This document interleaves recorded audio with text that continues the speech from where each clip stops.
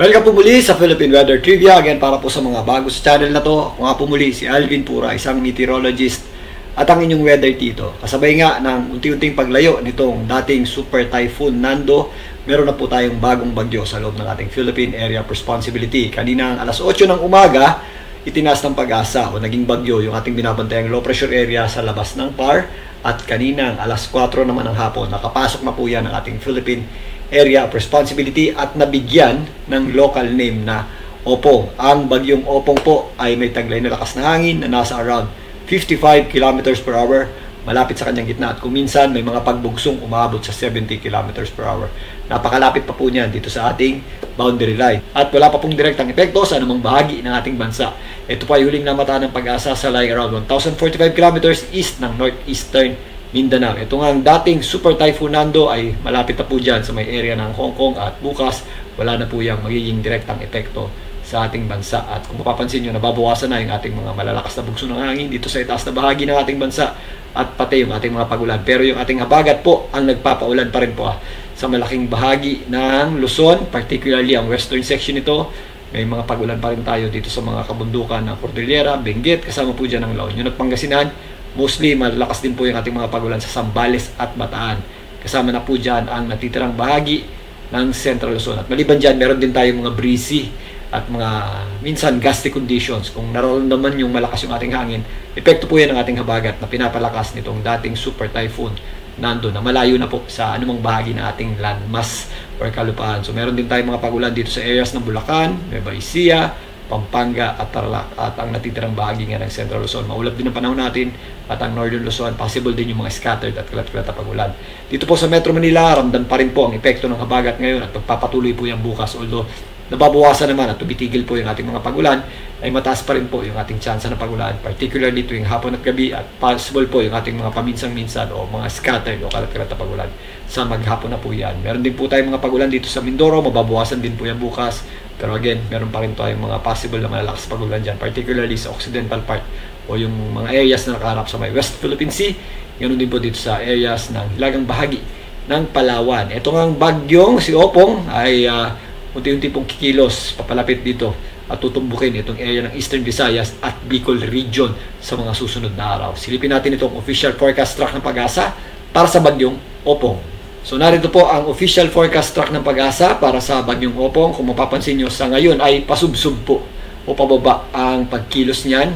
So habang kumikilos po yan, paibaba at papunta dito sa ating landmass o kalupaan, meron po yung pagkakataong lumakas pa. Ayon dito sa pagtaya ng Pag-asa, posible po yung umabot sa hanggang severe tropical storm category bago yan sumabit dito sa ilang areas ng Eastern Visayas at Bicol region.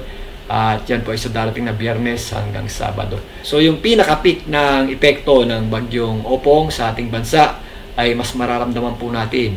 Yung po yung mga pagulan niya at malalakas na hangin sa darating na Biyernes habang tumatawid yan sa ating bansa hanggang sa Sabado. Pero as early as Thursday, yung kanyang trough or extension ay sasabit na po dito sa western section or dito sa eastern section ng Visayas at ilang bahagi ng Bicol region. Sa ngayon, wala pang nakataas na tropical cyclone wind signal ang Pag-asa, pero bukas posible na po silang magtaas dyan dahil nga meron tayong tinatawag na lead time dyan hindi po agad-agad. Ginagamit ang tropical cyclone wind signals para makapaghanda at makapag-prepare tayo. At habang lumalapit nga ang bagyong Opong, possible pang madagdagan yung mga areas na may tropical cyclone wind signals, lalong-lalo na kapag nakadikit na po ito. So hanggang 3 yung ating signal number, well 3 nga, dahil nga sa severe tropical storm yung ating inaasahang lakas ng bagyong Opong. Pero again, possible pa po yung lumakas mga karamihang tanong ay abutin ba ang Metro Manila? Magkakasignal pa tayo? Kasi dito sa pagtaya ng Pag-asa, meron pong possibility na magkaroon tayo ng tropical cyclone wind signals sa Metro Manila at ang karatig lugar nito dahil nga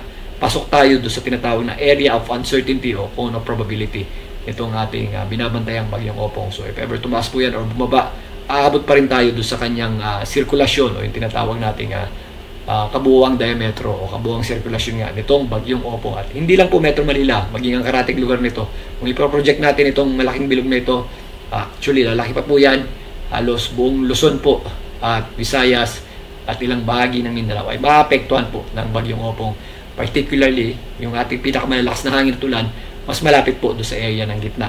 Ito pong bagyong Opong. Kasama nga po dyan ang Metro Manila So meron tayong possible na tropical cyclone wind signal sa Metro Manila. So ngayon pa lang, mag-ready na po tayo dahil mataas po ang tsansa or inaasahan nating magla-landfall o sasabit sa lupa ito pong bagyong Opong. Ngayon, alamin natin kung bakit. So narito yung ating steering level o yung ating hangin sa mataas na bahagi ng ating atmosphere na kadalasang nagdidikta ng ikinikilos ng ating mga sama ng panahon o bagyo. Ito po ang sirkulasyon ng bagyong Opong. Nag-extend naman yan sa itaas na bahagi ng ating atmosphere.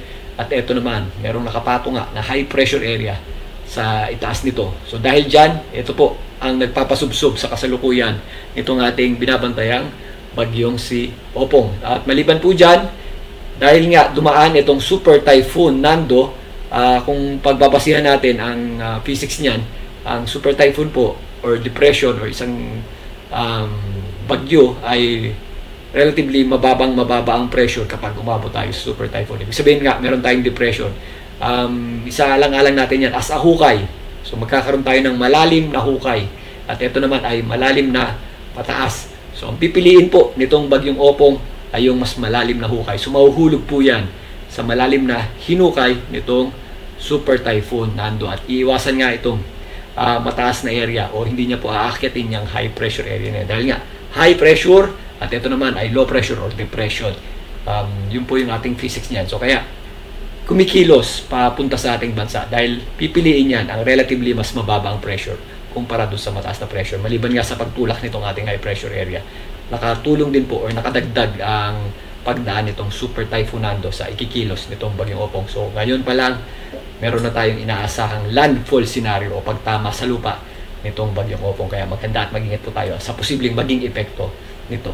So gaya nga nang nabanggit natin kanina, as early as Thursday, meron ng epekto yung kanyang trough or extension dito po sa Eastern Visayas. So meron na po tayong malalakas na pagulan dyan dulot ng panglabas na kaulapan o outer rain bands nito pong bagyong Opong. Maliban dyan, ang buong Visayas din at Bicol region, maging dito sa hilagang bahagi ng Mindanao, kasama po dyan ang Zamboanga Peninsula. Maulap pong panahon natin at possible po yung mga scattered at kalat-kalat na pagulan. Meron din tayong mga possible na thunderstorms. Yan po as early as Thursday, maging dito sa Mimaropa area, meron din tayong inflow ng habagat dyan o southwest monsoon. Lalong-lalo na po again, kaya nung nabanggit natin kanina, sa darating na Biyernes, patawid po ang bagyong Opong sa ating bansa. So buong Visayas, Bicol region, ito pong Mimaropa, again, Metro Manila, yan, by Friday, sasabit na po tayo doon sa kanyang panglabas na kaulapan. At meron din po tayong inflow ng hangin dito sa itaas, so eastern section ng Northern at Central Luzon, maulap din po ang panahon natin. Although malayo tayo doon sa mismong gitna ng bagyo, parang reverse habagat naman ito. Sa taas naman ang gagaling yung ating hangin at mga moisture. So meron tayo mga possible na pagulan dyan. Cagayan din po, Isabela, ito pong mga nasa eastern section, Quirino, kasama po dyan ang Aurora. Pero mostly, yung concentration ng ating malalakas na pagulan, ito pong kulay pula, ay nandito po sa areas ng Mimaropa, Bicol region, Visayas, eastern to western Visayas dahil patawid nga dito ng ating bagyong Opong. Given na tatawid sa ating bansa ang bagyong Opong at hindi po magbabago yung direksyon. So ito po muna yung ating preliminary na pagtaya para makapaghanda tayo sa darating na papasok na weekend. Pero ganun pa man, although magbago po yan, halos magmimiander na lang po yan. Aakyat na lamang po ng bahagya or tataas ng bahagya yung ating landfall scenario. Pero asahan na po natin ang epekto ng bagyong Opong sa malaking bahagi ng ating bansa. Kasama po dyan ang Metro Manila.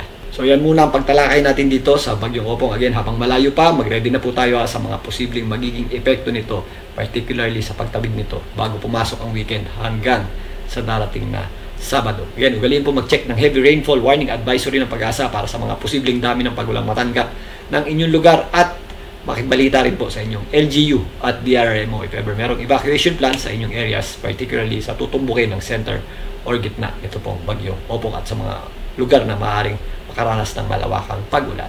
Muli, ako po ang inyong Weather Tito para sa Philippine Weather Trivia. Magandang gabi po.